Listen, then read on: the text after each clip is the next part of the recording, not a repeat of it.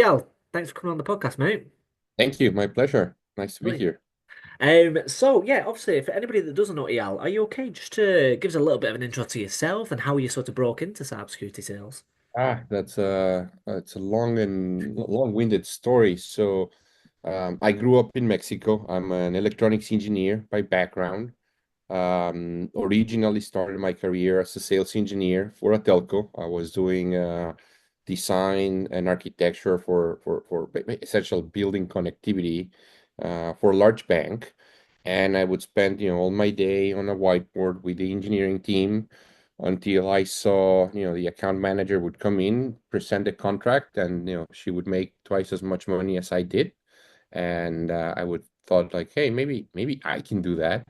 And I switched teams and never looked back. I really enjoyed being an account manager with a technical background. I think that combination definitely gave me a differentiation as a field seller. And I mean that was obviously IT and IT communications until eventually I was working for another company called HID that sells physical access products like badges for building entrance and essentially ID. HID acquired a two-factor authentication vendor called Active Identity. This was 2011, 2012. The head of sales for that company came to give us training. I really enjoyed the product. I thought, hey, selling authentication makes perfect sense, and the whole idea of like passwords are weak. So I took that upon myself to like be the person responsible for running that in Latin America, and I did extremely well. And a little bit later, I just figured, hey, this is a field that I wanna be part of. Then when I moved to the US, earned my MBA. A little bit after that, joined a startup in data protection, and I just been in cyber from one field to another, but essentially always staying within the area of either data protection or identity protection, and then cloud and encryption. So yeah, I mean, I like the field. I've always thought it's bigger than just a vendor selling a solution. It's about governments, nation states protecting their secrets, infrastructure, banks, and then individual people protecting their own stuff. So I think it's just bigger than, hey, selling a specific product. It's bigger than all of us. It's an interesting community as well, and it's always fast paced. So yeah, that's how I ended up in this field. Nice. And what are you doing right now then, Eyal? What's your current role? So right now I'm director of security sales for Marvel Semiconductor. My job is essentially to work with hyperscalers and security OEMs in ensuring that their products are as safe as possible, and that we help protect from not just current threats but future ones. One example of that is post-quantum cryptography, PQC for short. And the whole idea is in the next 5, 10, 15 years, and nobody knows, commercial quantum computers will become available, or will become able to break the current encryption algorithms. And so depending on what kind of customers you serve, you need to be ready for that right now. And so that's one of the things I work on, helping security OEMs figure that out. And it's a little bit different. I don't sell for cybersecurity companies. I sell to cybersecurity companies, and I'm really enjoying that. It's a quite different experience than knocking on doors and selling a scanner or a dashboard, that I've been doing that before. Nice, nice. I suppose just before we fully delve into it, I thought I've just got a quick question. Obviously, like, Sure. did it help sort of coming from a technical background, moving into sales? And do you think that's the way that you sort of need to be these days to 100%. survive? Yeah, yeah, we without a doubt. Each time I've hired salespeople in my last role, the role before that, I would spend a significant amount of time during the interview process understanding how technically deep the seller can go, for several reasons. One, I don't want them to make a mess of themselves by, coming to a cybersecurity buyer and preaching a marketing pitch full of buzzwords, Mm. and then they look like fools. Like cybersecurity buyers are extremely sophisticated, very smart. They're curious, and they're learning all the time. So sellers need to be aware of that. So I essentially go very deep and keep asking incrementally difficult questions, just so that I have a level set of, hey, how deep can they go? And my main goal is, yeah, one, they shouldn't make fool out of themselves in front of the buyers, but two, can they handle a discovery call without a sales engineer? And can they be smart enough to prospect, meaning like, can they pull the strings until they find what the real problems of a security team is? That's the second one. And the third one, around being technical, how deeply they understand the ecosystem, because Yep. security is not just a product that you buy, a point solution. It's part of an environment, and can they understand how our product is going to fit within a customer cyber tech stack? So those three things are extremely important. I think, and my suggestion to any VP of sales or sales leader out there, I would not hire somebody that doesn't know how to do that, unless it's for an extremely junior role, and that you're able, and you have a program in place to train that person to earn that know-how. Really interesting point. That really, really interesting point. I in some aspects completely agree, but obviously, like I say, I'm in sales myself. I've not come from that technical background, but I see the value definitely of coming from said technical background. Like I say, I've only just started in the world and just getting to grips with the technology. Like you say, it's gonna take a little bit of time, but absolutely, I can see the sort of value of coming from that world. I suppose a bolt onto that is what besides obviously the financial pull of working in cybersecurity sales as opposed to the technical side. Those that actually get into the industry and can actually do the job, why would they want to, sort of sell said products as opposed to actually be at the coal face, actually doing sort of the actual on work? Do you know what I'm trying to say? Yeah, Why would they yeah, want to yeah. be in sales if they are technical?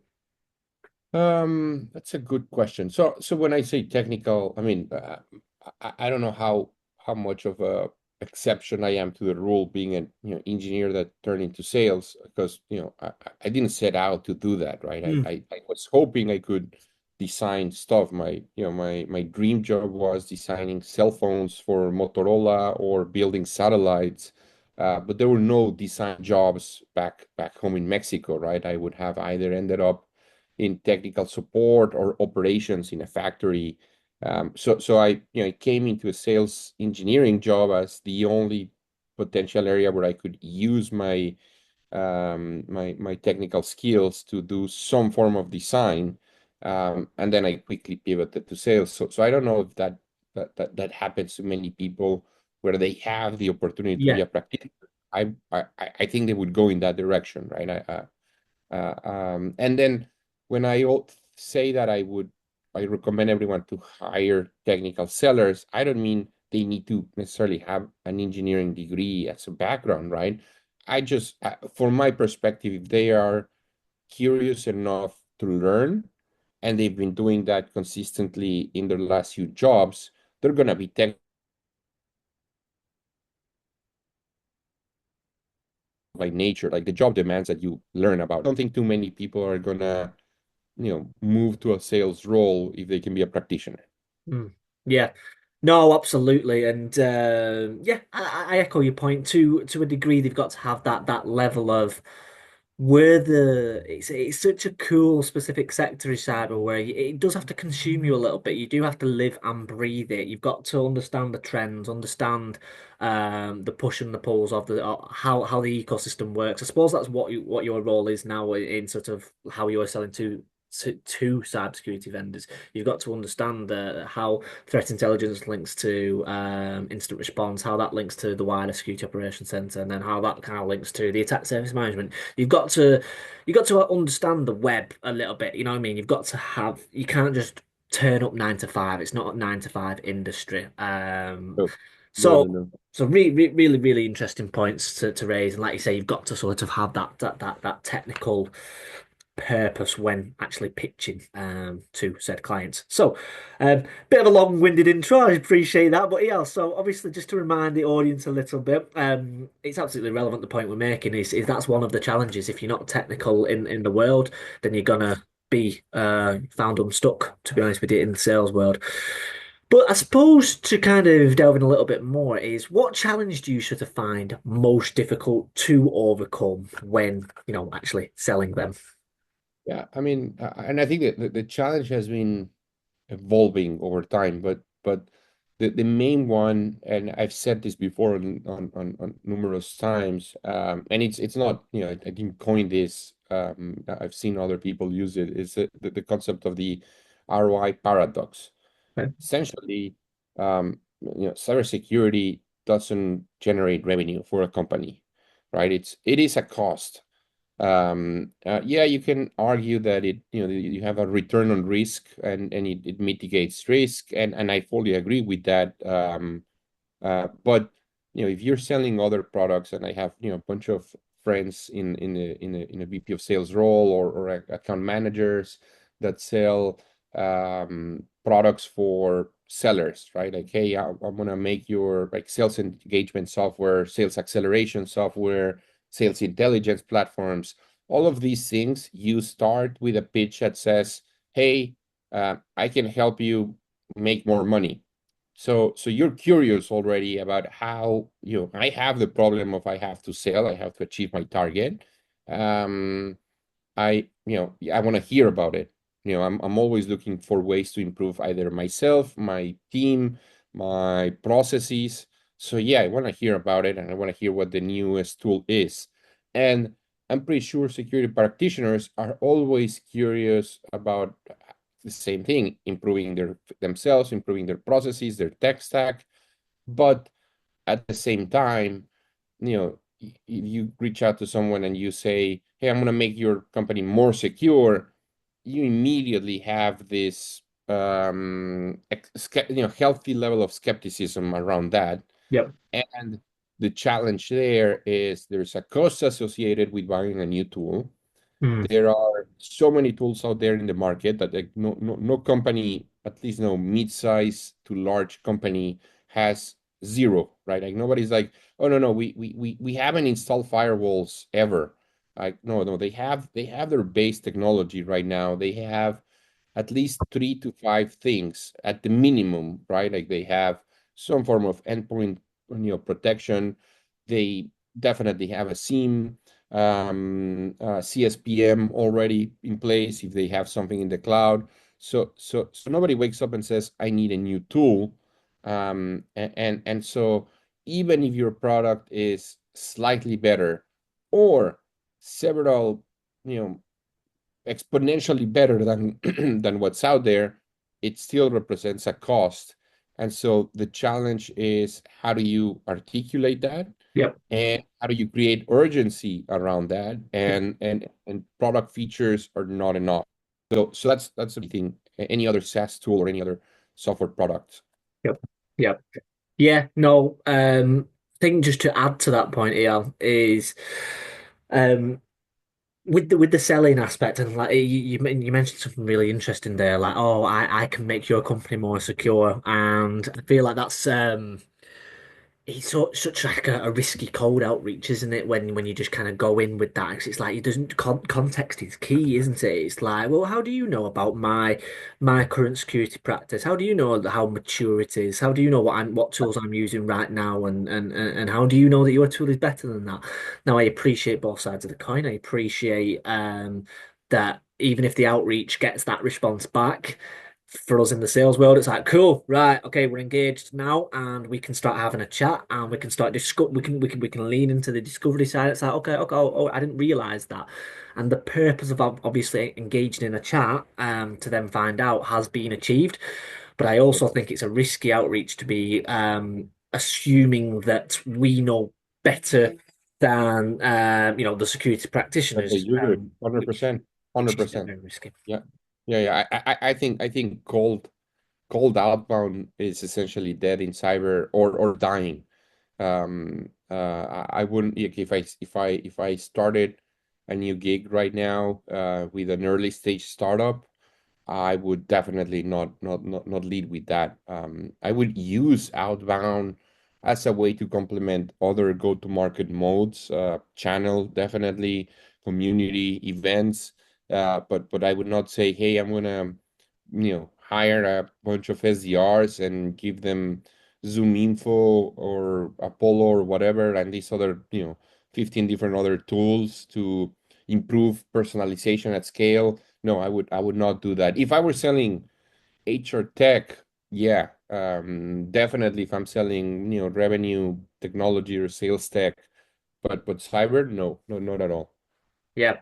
So what do you think then? Do you think it's nowadays are we living in it needs to be purely relationship built, it needs to be purely like consultative, not like yellow pages, can't just be like, cool volume outreach is just like, oh cool, like, I'll hammer the phones if I can get one meeting. Because you've also got to be thinking like, what what's your brand reputation that you are leaving behind by hammering on these doors and throwing at the wall, and seeing what sticks? Because like you say, cyber, it's such a small world, even though it's huge, it's massive, it's global.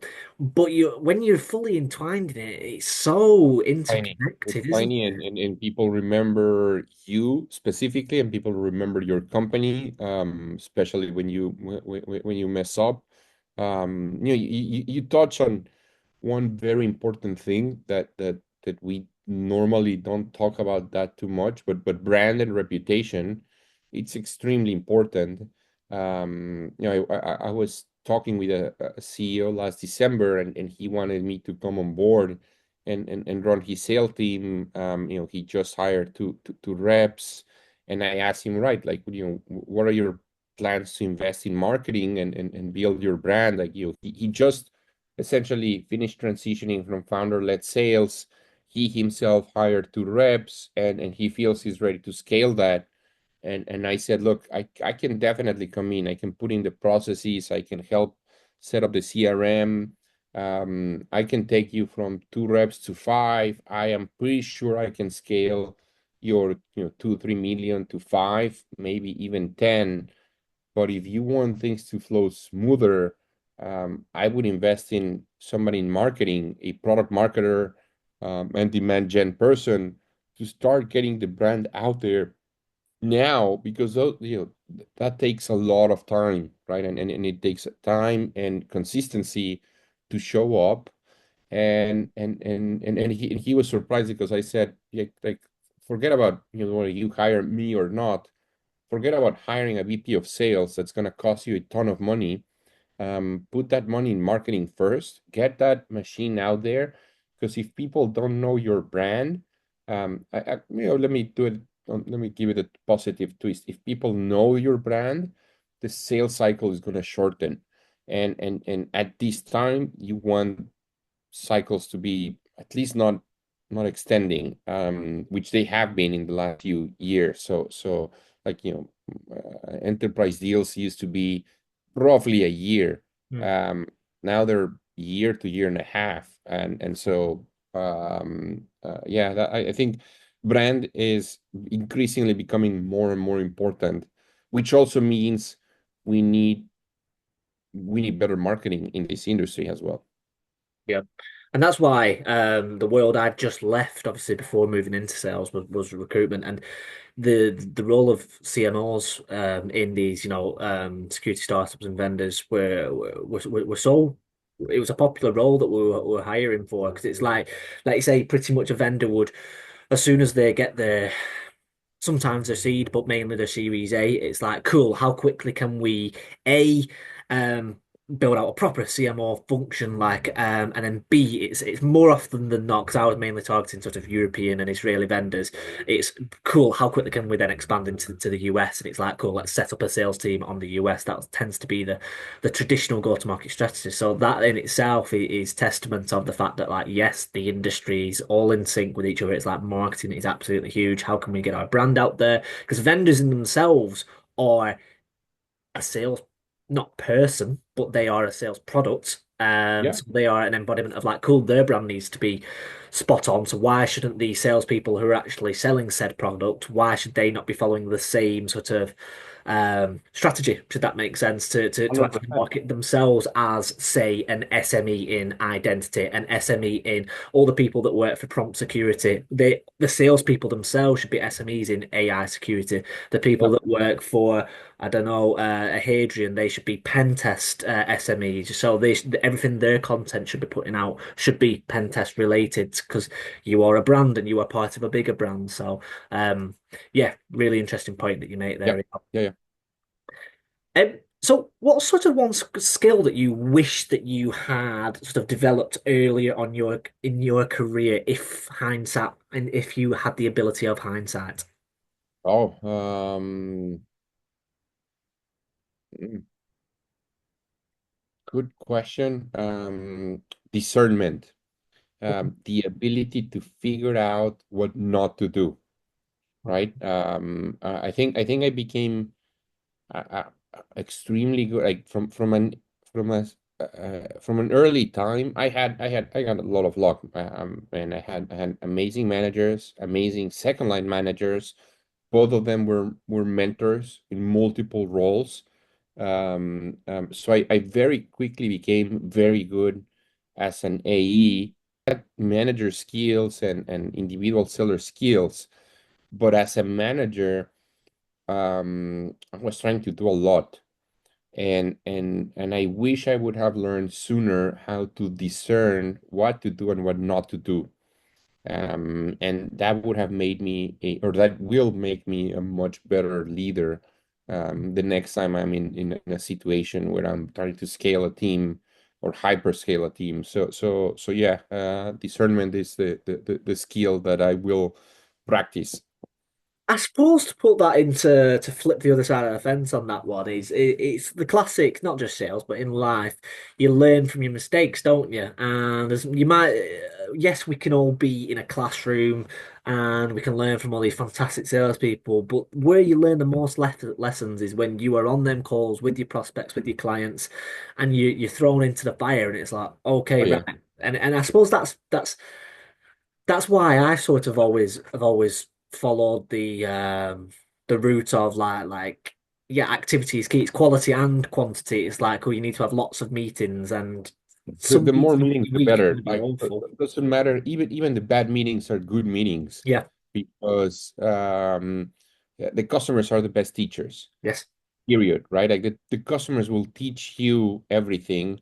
And when I say bad meetings are good meetings, I don't mean go and have as many meetings and don't be prepared, right? Like you need to be ready and you need to treat Yep. each one of those meetings as important as your most important meeting. So do your research, be prepared, have a value hypothesis or have an idea or an angle that you can bring, have an opinion or insight that you're gonna share with the customer, and do that with each account or each person that you meet. And eventually, the more no's you hear and you ask, okay, why not? You're gonna get better. So yeah, customer is the best teacher, and I'll always aim to get my team to do as many as they can. I think volume in terms of discovery calls is never a bad thing to have. Absolutely, and it's you got to position yourself of when you're on these calls with the customers. Yes, you can go through product specifications as to and compare with your competitors. Yes, that can all be researched, and that will change ever so slightly depending on how you personalize it towards said client. But the bit that kind of one of the many bits that can nail home a deal is the case studies that you can provide with a client and how you overcome said problem with them. And so, and it's the real when you're looking into their eyes and be like, okay, let me just put this semi-script down and be like, okay. And it can be from a bad meeting that you've had, like, oh, we had a situation 3 months ago with another healthcare client, and you can kind of draw on that time when maybe at that time you couldn't overcome that objection, and then you have maybe that deal slipped away, maybe it got put on the back burner, whatever it might have been, and maybe it went through. It doesn't matter. The point of that is that you might have had an objection, not been able to overcome it, sat down with your manager the following week and be like, right, I that said, nearly lost my deal. How can I yeah, overcome that moving forward? And then it's like, oh, that's turned into one of your best weeks now because then yeah, that deal might have been only 10% of what the next one might be. So it's the learning curve from it, which is really interesting. 100%. Hmm. Um, so I suppose my next question to you is a little bit of obviously, given your role now, and given sort of like some more challenges in cyber, is there any specific areas that you think might be coming to the end of its lifespan, and there might be some products that are now maybe it's time for them to take a seat because I don't know, AI has come in, and therefore that's the next best thing. Talk to me about where you see sort of products and what might be easier to sell, what might be harder to sell. Yeah. So I'm not gonna name specific products or Yep. brands, Yep. because they're some of them are my customers and many of them are my friends, and I'm gonna be having a hard time at RSA if I name specific products. They'll buy fewer beers this time if I name them, but essentially there's something happening in the industry, and it's been coming together for a while. So number one, the combination of consolidation and platformization, right? Like, the big companies they've always been acquiring point solutions and making their products be, better. But Palo Alto is leading the charge in the platformization story, and it's working fantastic for them, right? Like, and essentially the story is, hey, we've bought so many solutions that we are now not just, we're a platform, right? And the idea of the platform is that it gives you, a good enough solution instead of best of breed individual point solutions. I think that trend is going to continue. I think Palo Alto is the first one, but multiple other brands and larger vendors are going to go in that path, which means selling point solutions is going to be harder and harder unless they are very, very niche and solve very specific, for example, compliance problems, right? Like if there's like, hey, I am a tool that you use in the healthcare market to solve this particular thing, and it addresses HIPAA in XYZ, right? Like those things, I think they're going to continue. But the story there is like the TAM is smaller, and so it's going to be a fun gig to do 2 or 3 years. It's not a career making role, right? So platformization is one, and then, and this is, I don't have a crystal ball, but looking at how AI is advancing so fast, um, security practitioners don't need one or two tools. They need a number of things and that are extremely flexible and adapt to their environment. So I think we're gonna start seeing the return of homegrown tools, in the form of agents.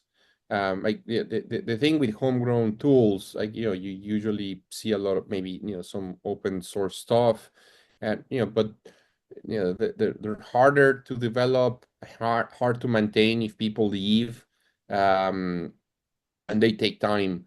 Um, AI eliminates that altogether. So I definitely see security teams just getting together and building AIs, or agents at least, especially with NPC and A2A. You're going to see agents that talk to other agents that, I think you're going to see a company has a platform like Palo Alto Networks, and then a homegrown agent that covers or improves on their platform to do specific point solutions. So again, if you're selling point solutions, I think you're going to have a hard time. Mm. Like unless, like I said, unless it's very niche. If you're selling a platform and on the seller side, great. If you're on the product side and you need to build that platform story as soon as possible. But again, I don't have a crystal ball, man. Tomorrow, some new company might emerge and be the next Wiz, and I'm sure it's already built. So who knows? Maybe next year we talk and I'm like, hey, I was completely wrong about this. But anyway, that's my crystal ball telling me AI agents are gonna become important as homegrown tools, not on the vendor side. So um, I think vendors using AI is gonna be a detriment to them. Like people are gonna be tired of hearing AI powered SOC and AI powered, insert whatever acronym you want. So it's I think AI as a tool for security sellers and building agents on their own is going to be something that's going to kill a lot of the tool sprawl, let's say. Mm. Last question for you, Al. And you've touched on it a little bit at the start of the podcast, and I just want to kind of get across. I suppose the biggest challenge I certainly see is how to effectively communicate how cybersecurity fits into the business strategy. Um, how do you go about sort of communicating that to your prospects? So one, you can't skip the research. Like it's table stakes. And I'm not saying, hey, just go on their website and see what they do. Like that's just lazy, man. Especially with AI, you can literally ask ChatGPT to tell you everything about a company and just read it. Like it's like, so at the minimum, I expect myself and my sellers to one do a deep amount of research, whether it's with AI or not, you decide that. But um, uh, if you're selling to larger companies, especially if they're public, read their annual filings, right? Like that's basic. It's public know-how. You have literally a document that tells you the opinion of the leadership team on where they need to focus on, and you can read their financial statements and see where they're making money or losing money. So read their 10K filing or their last quarterly report. That's one. Number two, Google or find on YouTube the last interviews with their management team, the CEO, the COO, whatever, right? Like they're talking about something. They're usually in the news in some shape or form. They're telling a story. And once you've done those things, come up with an idea like, hey, okay, this it seems that this company just did a big M&A, or now they're focusing on this market. So come with a value, call it an angle or a value hypothesis. I think my product can help this company improve their go-to-market or their digital transformation. Like, let's say you sell cloud security, right? Like, hey, I've seen your CEO expressing how they're improving, how they reach to customers by accelerating digital transformation. One risk of that is that you're moving everything to the cloud. You should have a product that tells you how how secure is your posture in your cloud, right? So essentially, try to connect the value of your product to a strategic initiative of their company. And you can't find a strategic initiative unless you do a lot of research, especially, but it's easy at the large enterprise. On mid-sized companies that are not public, then you need to talk to many of them to see what the trend is. And like you said, like it's a case study situation, right? Like, hey, I've talked to 50 different hospitals. I'm beginning to see a pattern there. But it's the same thing. Number one, research. Number two, come up with one or two angles.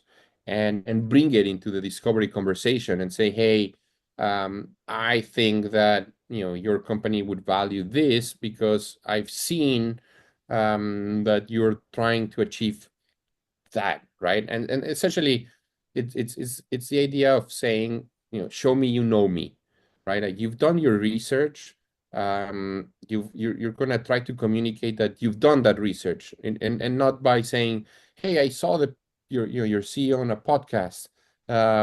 Anyone can do that, yeah, see that podcast and then turn that into an insight that you want to share and validate it, right? Like, hey, does this, is this an idea? Is this something you guys are trying to achieve? And even if they tell you no, then the bestsellers will have another one. And that's it. I don't think even with AI and everything else, doing research and presenting your research as insights is still the name of how you're going to get ahead in front of some of these customers. Absolutely. And I think that is beautifully well put in the sense of it links perfectly to the start of the podcast about how we said that security, you need to live and breathe it. You need to be the expert in it, and you need to be you need to know the wider reason as to why sort of security is going to impact said business, whether that is on a product standpoint or whether that how that will return an investment in how it links with the wider ecosystem of said company. So really nice to sort of end on that point, Eyal. So if anybody has any questions for anything that Eyal has raised today, or would like to learn more a little bit, obviously about Eyal's company as well at Marvel, then I will be sure to put all the information down below. But once again, Eyal, thanks for coming on the Security Space podcast. Thank you. I appreciate it.